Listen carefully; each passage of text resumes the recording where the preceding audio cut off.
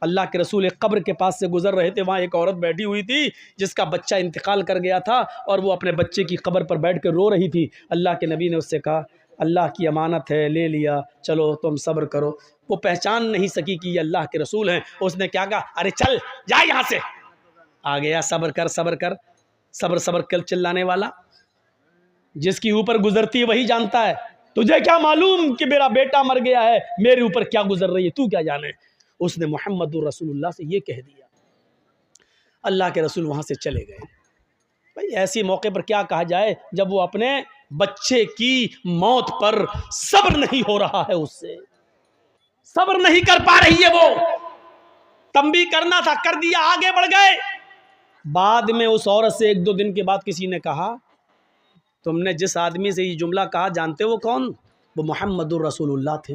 ہیں وہ اللہ کے نبی تھے جن کو میں نے یہ بولا تھا کہ ہاں۔ 3-4 دن کے بعد وہ اللہ کے رسول کے پاس آئی اور کہتی ہے مجھے معاف کر دیجئے اللہ کے نبی، میں آپ کو پہچان نہیں سکی۔ اب سنیے یہاں اللہ کے نبی کیا کہتے ہیں، اے اللہ کے رسول میں آپ کو پہچان نہیں سکی، مجھے معاف کر دیجئے، آپ نے مجھے اس دن صبر کی تلقین کی تھی، میں صبر کر رہی ہوں۔ اے اللہ کے رسول مجھے صبر آ گیا، میں نے صبر کر لیا، آپ مجھے معاف کر دیجئے، میں نے آپ سے کہا چل چل، تو کیا جانے، جس کی اوپر گزرتی وہ جانتا، مجھے صبر آ گیا۔ تو اللہ کے نبی نے مسکراتے ہوئے کیا کہا، نہیں 4 دن کے بعد صبر آیا ہے نا، نہیں، انما الصبر عند الصدمۃ الاولی، صبر تو اس وقت ہوتا ہے جب مصیبت پہنچے، اسی وقت صبر کیا جائے۔ بعد میں تو سبھی کو صبر آ جاتا ہے، 2 4 5 6 دن کے بعد، 1 ہفتے کے بعد تو سبھی کو صبر آ جاتا ہے۔ آج اگر 4 دن کے بعد تمہیں صبر آیا ہے تو کیا آیا ہے؟ اصل صبر تو اس دن تھا جس دن تمہارا بیٹا مرا تھا اور تم اپنے بیٹے کے قبر کے پاس بیٹھ کر رو رہی تھی، اور اس وقت میں کہہ رہا تھا صبر کرو۔ اس وقت تم صبر کرتی تو تمہیں اجر ملتا، تمہیں انعام ملتا، تمہیں اللہ کے یہاں ثواب دیا جاتا۔ 4 دن کے بعد معافی مانگ رہی ہو اور کہہ رہی ہو کیا مجھے صبر آ گیا۔ آج صبر کا کوئی بدلہ تمہیں نہیں ملے گا۔ صبر تو وہ ہے جو مصیبت کے وقت آدمی کرے، بعد میں تو سبھی کو صبر آ جاتا ہے۔ صبر کو سمجھنے کی کوشش کرو۔ صبر یہی نہیں ہے ایک گاؤں کا مکھیا ہے، پولیس اور SSP اور DM سے اس کے تعلقات ہیں، ہم غریب آدمی ہیں، اس نے پکڑا تھپڑا مارا اور ہم پٹ گئے، کچھ نہیں کہہ رہے ہیں اس کو، کیوں؟ مکھیا ہے، اچھے تعلقات ہیں، صبر کر لیا۔ یہ صبر نہیں ہے، یہ صبر نہیں ہے، یہ ظلم کو سہنا ہے، یہ بزدلی ہے۔ آپ نے صبر نہیں کیا، آپ کے دل میں یہ تھا اگر آج اس کے پاور کے برابر میں ہوتا، یا اس کے برابر میرے پاس پیسہ ہوتا، یا یہ پوسٹ میری ہوتی، تب دیکھیں یہ کیسے ظلم کرتا، تب میں اس کو بتاتا۔ آپ ظلم صبر نہیں کر رہے ہیں، آپ ظلم سہ رہے ہیں، اور ظلم کو سہنا ایک اور جرم ہے، ایک اور پاپ ہے، ایک اور گناہ ہے، ایک اور یہ بزدلی۔ آپ نے مسلمان کبھی بزدل نہیں ہوتا ہے، مسلم قوم ظلم سہنے کے لیے پیدا نہیں ہوئی ہے۔ آپ کے اندر غصہ ہے، ہونا چاہیے، میں نہیں کہتا ہوں کہ غصہ آپ مت ہوئیے، میں کہتا ہوں کہ اگر غصہ آپ کے اندر ہے تو اس غصے کو پرورش کیجئے، اس غصے کو پالیے۔ میں تو آپ کو یہ نصیحت کرتا ہوں کہ غصے کو پالیے، لیکن اس غصے کو آپ اپنے اندر پال پوس کر بڑا کریے، اور یہ غصہ وہاں دکھائیے جب آپ کا بیٹا شراب پیتے ہوئے گھر پہ آئے، تب آپ کا غصہ آنا چاہیے۔ آپ کی بیوی بے پردہ جب بازاروں میں گھومتی ہے تب آپ کو غصہ آنا چاہیے۔ اس غصے کو سنبھالیے، اور جہاں غصہ ہونے کی ضرورت ہے وہاں غصہ کیجئے۔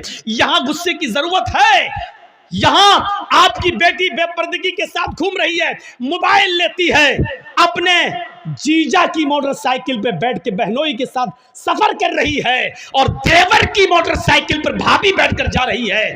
آپ کے اندر غصہ آنا چاہیے، اور آپ اپنے چھوٹے بھائی سے کہیں تیری ہمت کیسے ہوئی کہ تو نے اپنی بھابھی کو یعنی میری بیوی کو پیچھے بٹھایا، موٹر سائیکل پہ بٹھایا۔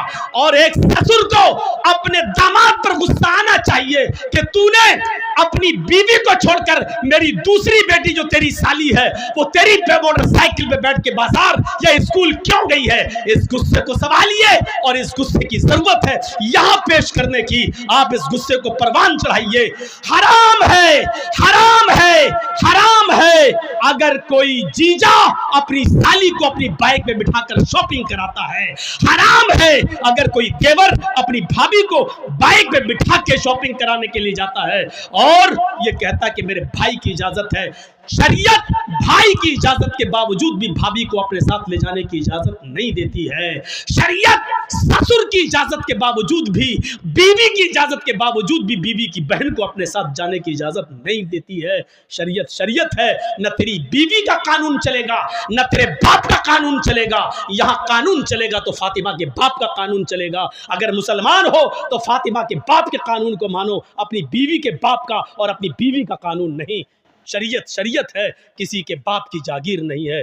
मुझे जो कहना था कह दिया। जिसको बुरा लगता रहे।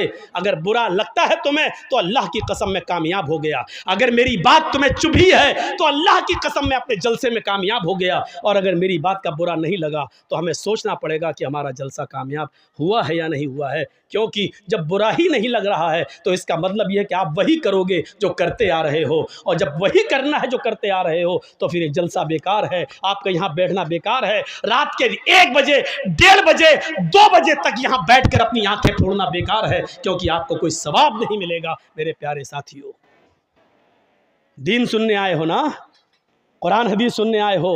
इस कुरान और हदीस की एक बात यह भी है और गिरह बांधो, इन्ना अज़ाबन यौमल क़यामती, इन्ना अशद्द अज़ाबन यौमल क़यामती अल मुसव्विरून।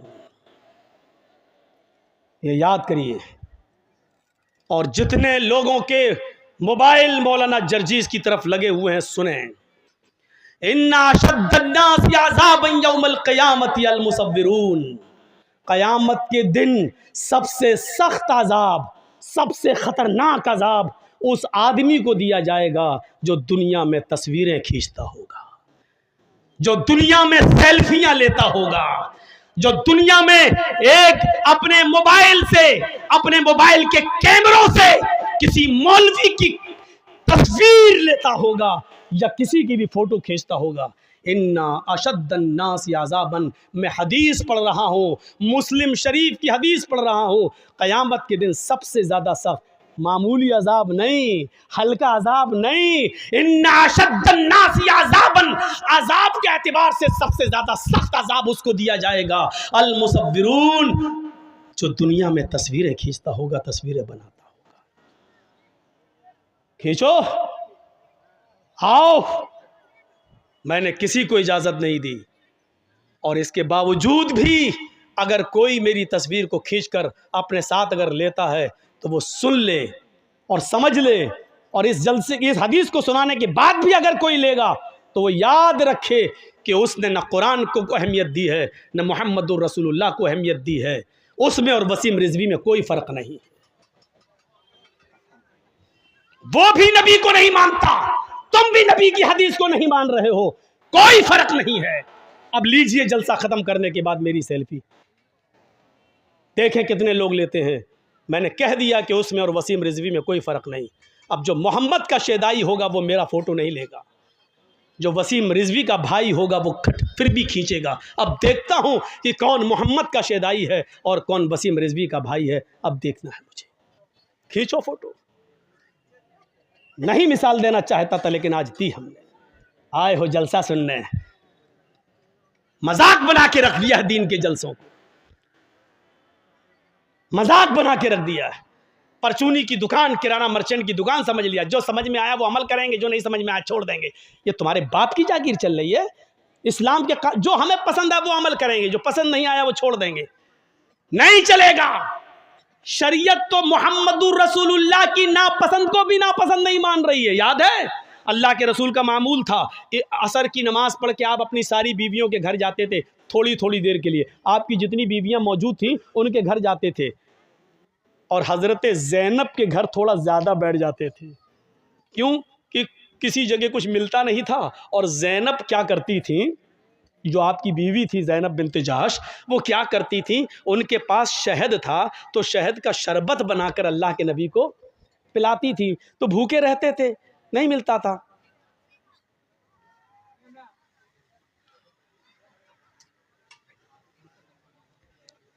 کتے کی دم 100 سال بھی رکھو گے نل کے پائپ میں اور اس کے بعد نکالو گے اور یہ سوچو کہ سیدھی ہو جائے گی، سیدھی نہیں ہو سکتی، وہ ٹیڑھی ہی رہے گی۔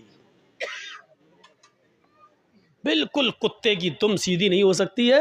ایسے ہی اتنا کہنے کے بعد بھی اس کا ضمیر دیکھو وہیں سے اٹھ رہا ہے، لگ رہا ہے مودی کا باپ ہے، کوئی پرواہ نہیں۔ ارے جب اتنا پیشاب لگتا ہے تو بیٹھتے کیوں ہو؟ اب اللہ جانے پیشاب کرنے گئے ہو یا موبائل پہ بات ہو گئی ہے فلاں جگہ ملیں گے، سب یہاں ہیں۔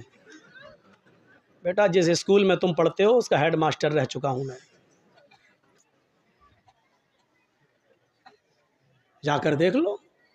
یہاں جرجیت صاحب سن رہے، وہاں میلہ لگا ہے، آئی ہیں لپسٹک لگا لگا کے، ایسا لگ رہا ہے جیسے اپنے آدمی کا خون پی کے آئی ہیں، ایسی گہری لپسٹک، اور جلسوں میں بھی کریم اور پاؤڈر ایسا چپڑا ہوا ہے جیسے لگتا ہے کہ بھینس یا گائے کا گوبر لیپ لیا منہ پہ، جا کے دیکھو۔ اور ابھی میرے آنے سے پہلے جب ہم آ رہے تھے تب دیکھیے گا کیا حال تھا، جہاں لڑکی وہی لڑکے، قسم خدا کی کئی جگہ مثال دے چکا، ایسا لگ رہا تھا جیسے ایک کتیا کے پیچھے 10 کتے لگے۔ سننا پڑے گا تمہیں نہیں، تمہارے باپ کو بھی سننا پڑے گا، ایسا لگ رہا ہے جیسے ایک کتیا کے پیچھے 10 کتے، موبائل لے کے وہ ادھر بولا وہ ادھر جا رہا ہے، حقیقت میں لگ رہا ہے جیسے ایک کتیا کے پیچھے 10 کتے۔ تو اپنی والی ہمیں دکھا دے، میں اپنی والی تجھے دکھاؤں، یہ میری والی ہو تیری والی ہے، ایسا لگ رہا ہے۔ یہ حالت بنا رکھا، جلسوں میں بھی ہو رہا ہے، جلسوں میں بھی۔ کیا بول رہا تھا میں، بتائیے تو، کہاں تھا؟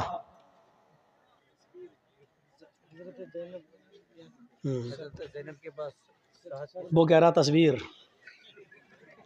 کی بات تو نکل گئی۔ اب حضرت زینب بنت جحش کے یہاں گئے، بھوکے رہتے تھے تو وہ کچھ شہد کا شربت بنا کر اللہ کے نبی صلی اللہ علیہ وسلم کو پلاتی تھی، تھوڑی دیر ہو جاتی تھی۔ جس کی کئی بیویاں ہوں تو بیویوں میں تو آپس میں ٹسن رہتی ہی ہے، اچھا ان کے زیادہ کیوں بیٹھ جاتے ہیں، ہمیں اتنا ٹائم کیوں نہیں دیتے ہیں؟ تو ساری بیویوں نے صلاح کر لی، کیا صلاح کی کہ اللہ کے رسول جس کے پاس بھی جائیں گے، زینب کے گھر سے نکل کے جس کے بھی پاس جائیں گے، ساری بیویاں نبی کی یہ ایک ہی بات بولیں گے کہ آپ کے منہ سے تو مغافیر کی ایک پودا ہوتا ہے، مغافیر ایک جڑی بوٹی ہوتی ہے، اس کی بدبو آ رہی ہے آپ کے منہ سے۔ تو اب اللہ کے نبی زینب کے گھر سے نکلے، دوسری بیوی کے ہاں گئے، انہوں نے کہا اللہ کے نبی آپ کے منہ سے تو بدبو آ رہی ہے، بدبو کہاں سے آئے گی؟ پھر آپ دوسری بیوی کے پاس گئے، انہوں نے بھی کہا بدبو آ رہی ہے۔ جب ساری بیویاں ایک ہی بات کہیں گی تو دماغ تو قبول کر ہی لے گا نا کہ اس کا سبھی ایک ہی بات کہہ رہی ہیں تو اس کا مطلب بدبو، اور نبی اکرم کو بدبو سے سخت نفرت تھی۔ خوشبو بھی آپ اتنی لگاتے تھے کہ پسینہ بھی ٹپکتا تھا تو خوشبودار بن جاتا تھا۔ جس نبی کی حالت یہ ہو وہ بدبو کو کیسے پسند کرے؟ تو کہا کیا کھا کے آئے آپ زینب کے گھر سے؟ کہا شہد کا شربت پی کے آیا ہوں، اسی لیے بدبو آ رہی۔ تو اللہ کے نبی نے کہہ دیا آج کے بعد شہد کو میں ہاتھ نہیں لگاؤں گا، شہد مجھ پر حرام، نہیں پیوں گا آج کے بعد، نہیں کھاؤں گا۔ تو شہد کو اللہ نے حلال کیا، اور نبی نے کیا کہہ دیا، آج کے بعد میں شہد کو ہاتھ نہیں لگاؤں گا۔ غور کرو، تم اپنی مرضی سے جو چاہو پسند کر لو اور جو چاہو چھوڑ دو، وہ اسلام نہیں ہے۔ اللہ کے نبی نے شہد کو ناپسند کر دیا اور کیا کہا، آج کے بعد میں شہد کو نہیں پیوں گا، جاؤ شہد مجھ پہ حرام۔ فوراً آسمان سے جبرائیل وحی لے کر آ گئے اور کیا کہا، یا ایھا النبی لما تحرم ما احل اللہ لک، اے محمد صلی اللہ علیہ وسلم، اللہ نے جس چیز کو آپ کے لیے حلال کیا ہے، آپ کون ہوتے ہیں اس کو حرام کرنے والے؟ لما تحرم ما احل اللہ لک، آپ نے اس چیز کو اپنے اوپر حرام کیوں کیا ہے جس کو اللہ نے حلال کیا؟ اس قرآن کی آیت سے آپ کو پتہ چل رہا ہے کیا مطلب ہوا؟ اس کا مطلب یہ ہوا کہ اللہ کی طرف سے اگر کوئی چیز حلال ہے تو اس کو حرام کرنے کا اختیار اور حرام کرنے کا پاور محمد رسول اللہ کو بھی حاصل نہیں ہے۔ تو پھر ہمیں اور آپ کو یہ کیسے حاصل ہو جائے گا کہ ہمیں جو پسند ہو وہ عمل کر لیں اور جو چیز ہمیں پسند نہیں ہے اس پر ہم عمل نہ کریں؟ جو چیز میری مرضی کے مطابق ہو اس کو ہم مان لیں اور جو چیز میری مرضی کے مطابق نہ ہو اس کو ہم چھوڑ دیں. یہ کیسے ہو سکتا ہے جب نبی اپنی مرضی کے خلاف شہد کو حرام نہیں کر سکتے اپنے اوپر؟ جب نبی کو یہ پاور حاصل نہیں ہے تو تمہیں یہ پاور اور ہمیں یہ پاور کس نے دے دیا ہے؟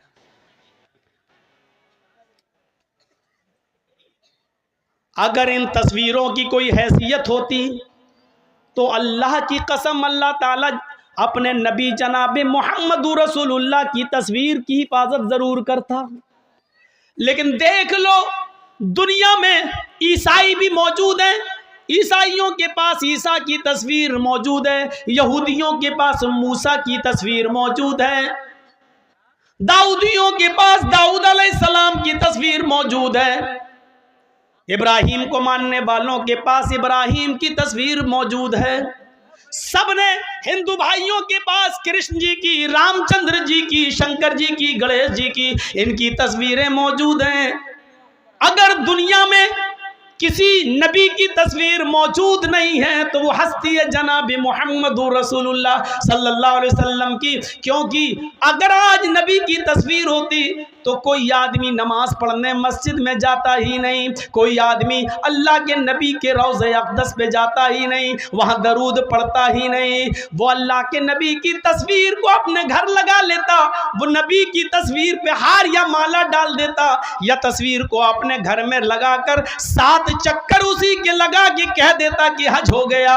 میرے پیارے ساتھیوں، وہ نبی اکرم کی تصویر کو چھوٹے چھوٹے ٹکڑوں میں لے کر اس کا تعویذ بناتا، اس کو پہنتا، اور پھر نبی کا فوٹو اخباروں میں چھپتا، نبی کا فوٹو پیپروں میں آتا، اور کبھی اس کی کٹنگ ہوتی اور وہ پیروں کے نیچے روندا جاتا. اللہ تعالیٰ کو اپنے نبی کی یہ رسوائی اور بے عزتی گوارا نہ تھی. میرے بھائیوں، اس لیے اللہ نے جناب محمد رسول اللہ کی کوئی تصویر دنیا میں باقی نہیں چھوڑی ہے، نبی کا کوئی فوٹو باقی نہیں چھوڑا، بلکہ نبی کی زبان سے یہ کہلوا دیا، اِنَّا شَدَّ النَّاسِ عَذَابًا يَوْمَ الْقِيَامَةِ الْمُصَوِّرُونَ. دنیا میں قیامت کے دن جہنم کے اندر سب سے سخت عذاب اس کو دیا جائے گا جس نے دنیا میں تصویریں بنائی ہوں گی، تصویریں کھینچی ہوں گی. اس سے کہا جائے گا ان تصویروں میں تو جان ڈال، ان تصویروں میں تو روح ڈال، اور ظاہر ہے کہ ان تصویروں میں وہ روح ڈال نہیں سکتا. پھر اللہ کی ایک پیدا کردہ مخلوق کی تو نے تصویر کیوں بنائی؟ جب اس میں جان ڈالنے کی طاقت نہیں تھی تو تو نے کیوں؟ اے شادیوں میں دولہا اور دلہن کے فوٹو کھینچنے والوں، اے اپنے بستروں پر، اپنے بیڈ پر شادی کا میاں اور بیوی کا فوٹو لگا کر بیڈ پر چپکانے والوں، میاں اور بیوی کی تصویر اپنے کمرے میں لٹکانے والوں، تیار ہو جاؤ. اِنَّا شَدَّ النَّاسِ عَذَابًا يَوْمَ الْقِيَامَةِ. قیامت کے دن سب سے زیادہ سخت عذاب انہی کو ہوگا جو دنیا میں تصویریں کھینچتے ہیں، دنیا میں تصویریں بناتے ہیں. اور سب سے زیادہ سخت عذاب اُکِّلْتُ بِسَلْعُوتَ بِجَہَنَّمَ يَوْمَئِذٍ لَهَا. قیامت کے دن جہنم کھینچ کر لائی جائے گی. جہنم کے اندر 70,000 لگامیں پڑی ہوں گی اور جہنم کو کھینچ کر لایا جائے گا. جب جہنم کو کھینچ کر لایا جائے گا جہنم چیخ رہی ہوگی. اور سنو، ہاں سنو، قرآن سننے کے لیے بلایا، حدیث سننے کے لیے جرجیس کو دعوت دی، تو سنو، ہاں سنو. جہنم جب کھینچ کر لائی جائے گی اللہ کہے گا اے جہنم کیا چاہتی ہے؟ جہنم چیخے گی اور کہے گی اُکِّلْتُ بِالثَّلَاثِ. آئے اللہ میرے اندر 3 قسم کے لوگوں کو پہلے ڈال، 3 گناہگاروں کو میرے اندر پہلے ڈال. اللہ کہے گا اے جہنم بتا تیرے اندر 3 کون سے گناہگاروں کو ڈالو؟ سب سے پہلے وہ نام لے گی، آئے اللہ حقوق الوالدین، ماں باپ کے ستانے والوں کو، ماں باپ کو رلانے والوں کو جہنم میں میرے اندر سب سے پہلے پھینک. دنیا میں جو اپنے ماں باپ کو ستایا کرتے تھے، ماں باپ کے ساتھ ظلم کرتے تھے، ماں باپ کو نظر انداز کرتے تھے، ماں باپ کو خون کے آنسو رلاتے تھے، پال پوس کر ماں باپ نے بڑا کیا، ان کو اذیت اور تکلیف دیتے تھے، ان کو تو جہنم کے اندر میرے پیٹ میں پہلے ڈال۔ اللہ جہنم کی خواہش پوری کرے گا اور ماں باپ کے نافرمانوں کو جہنم کے اندر ڈال دیا جائے گا۔ پھر جہنم کہے گی شیخ زان، اے اللہ میرے اندر بوڑھا آدمی جو دنیا میں زنا کرتا تھا، بوڑھے لوگ جو دنیا میں زنا کرتے تھے، بڑھاپے کے باوجود وہ لڑکیوں کی جسموں سے کھیلا کرتے تھے، ان کی عزتوں کو تار تار کرتے تھے، ان کو بہلا پھسا کر اور ان کو غلط کام کے لیے آمادہ کرتے تھے۔ اے اللہ ان بوڑھے ان بزرگ زناکار لوگوں کو تو میرے اندر ڈال۔ نوجوان سے تو ایک بار غلطی ہوتی ہے، وہ جوانی کا نشہ ہے، حالانکہ وہ بھی جہنم میں سزا بھگتیں گے، وہ اپنے حساب کتاب کے بعد جہنم میں جائیں گے، لیکن جہنم جن کو مانگ رہی ہے وہ کہہ رہی ہے کہ میرے اندر بوڑھے زناکاروں کو، بوڑھے زانیوں کو تو میرے اندر ڈال، جنہوں نے بڑھاپے کے بعد بھی، جبکہ اس عمر میں شہوت کم ہو جاتی ہے، اس عمر میں شہوت کی کمی ہو جاتی ہے، اس کے باوجود انہوں نے لڑکیوں کی عزت سے کھلواڑ کیا۔ اے اللہ اس بوڑھے زانی کو تو جہنم کے اندر ڈال۔ اللہ بوڑھا زنا کرنے والے بوڑھوں کو بھی جہنم کے اندر ڈال دے گا۔ کہے اللہ ایک مخلوق اور رہ گئی ہے تو اس کو بھی میرے اندر ڈال۔ اللہ کہے گا بتا کون سی مخلوق ہے؟ المصورون۔ جہنم چیخ کر کہے گی تصویر بنانے والوں کو، تصویر کھینچنے والوں کو، فوٹو بنانے والوں، فوٹو کھینچنے والوں کو اللہ جہنم مطالبہ کرے گی، جہنم پوچھے گی، جہنم اللہ سے مانگے گی اور اللہ جہنم کی فریاد پوری کرے گا، اور جہنم میں ان تصویر بنانے والوں کو، تصویر کھینچنے والوں کو بھی ڈال دیا جائے گا۔ ایک چیز ہوتی ہے مجبوری میں کسی چیز کی اجازت دینا، پاسپورٹ بنوانا ہے ضرورت ہے، آدھار کارڈ میں آپ کا فوٹو لگنا ہے ضرورت ہے، کھینچ سکتے ہو، بینک میں پاس بک کے اندر اور بینک میں آپ کا فوٹو لگنا ہے آپ دے سکتے ہیں، ڈرائیورنگ لائسنس میں آپ کا فوٹو لگے گا آپ دے سکتے ہیں، یہ چیز جائز ہے، ضرورت ہے آپ دیجئے، بنا ضرورت کیوں؟ ایک آدمی ویڈیو میں کسی کی تقریر ریکارڈ کرتا ہے لیکن اپنے پاس رکھنے کے لیے تو غلط ہے، لیکن اس کو عام کرتا ہے اور ظاہر کرتا ہے اور دوسری جگہ پہنچاتا ہے تو ایک ضرورت ہے، کیونکہ یہ تقریر آج ذکرہ میں ہو رہی ہے تو ظاہر ہے کہ اس کو یو پی اور بہار اور اڑیسہ والے نہیں سن پا رہے ہیں، اب وہ چاہتا ہے کہ یہ تقریر جو ذکرہ میں ہوئی پورا ہندوستان سنے، پوری دنیا سنے اور اس کو نشر کر کے دوسری جگہ پہنچا رہا ہے، تو ایسی جگہ پر اس کی ویڈیو بنا کر تقریر کی غرض سے ڈالا جا سکتا ہے۔